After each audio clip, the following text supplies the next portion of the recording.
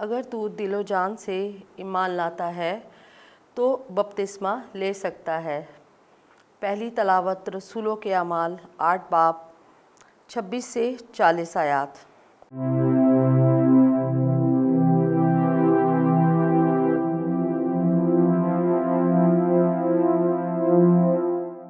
اس وقت خداوند کے ایک فرشتے نے فیلبوس سے کہا، اٹھ اور جنوب کی طرف اس راہ پر جا جو یروشلم سے غزہ کو جاتی ہے، یہ بیابانی ہے۔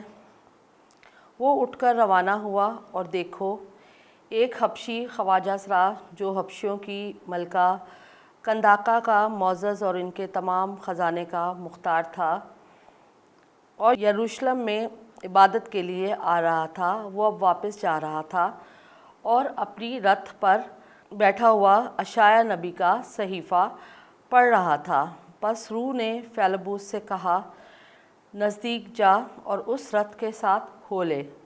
اور فیلبوس نے اس کی طرف دوڑ کر اسے اشعیا نبی کا صحیفہ پڑھتے سنا اور کہا، جو تو پڑھتا ہے اسے سمجھتا بھی ہے؟ اس نے کہا، یہ مجھ سے کیوں کر ہو سکتا ہے جب تک میرا کوئی ہادی نہ ہو؟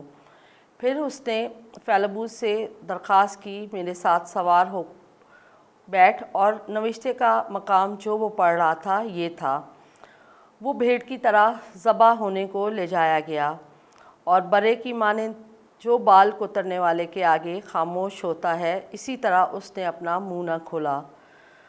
وہ پست حالی میں انصاف سے محروم رہا۔ کون اس کی پشت کا حال بیان کرے گا، کیونکہ اس کی زندگی زمین پر سے مٹائی جائے گی۔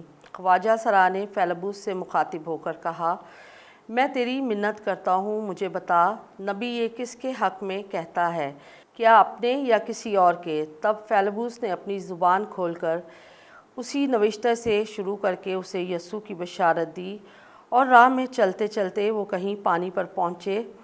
تب خواجہ سرا نے کہا، دیکھ، پانی موجود ہے، اب مجھے بپتسمہ لینے سے کون سی چیز روکے ہے؟ فیلبوس نے کہا، اگر تو اپنے دل و جان سے ایمان لاتا ہے تو بپتسمہ لے سکتا ہے۔ اس نے جواب میں کہا، میں ایمان لاتا ہوں یسوع مسیح خدا کا بیٹا ہے۔ پس اس نے رتھ کو کھڑا کرنے کا حکم دیا اور فیلبوس اور خواجہ سرا پانی میں اتر پڑے اور اس نے اس کو بپتسمہ دیا۔ جب وہ پانی سے نکلے تو فیلبوس روح خداوند سے اٹھایا گیا اور خواجہ سرا نے اس کو پھر نہ دیکھا۔ تب وہ خوشی کرتا ہوا اپنی راہ پر چلا گیا اور فیلبوس اشدود میں آ نکلا اور کیسریہ میں پہنچنے تک سب شہروں میں بشارت دیتا گیا۔ پاک کلام کے پڑھے اور سنے جانے پہ خدا کی برکت ہو، خدا کا شکر ہو۔ زبور اور جماعتی جواب۔ اے سب قوموں، ہمارے خدا کو مبارک کہو۔ اے قوموں، ہمارے خدا کو مبارک کہو، اس کی حمد کی شہرت بیان کرو۔ اس نے ہماری جان کو زندگی بخشی ہے اور ہمارے پاؤں کو پھسلنے نہیں دیا۔ جماعتی جواب۔ اے سب قوموں، ہمارے خدا کو مبارک کہو۔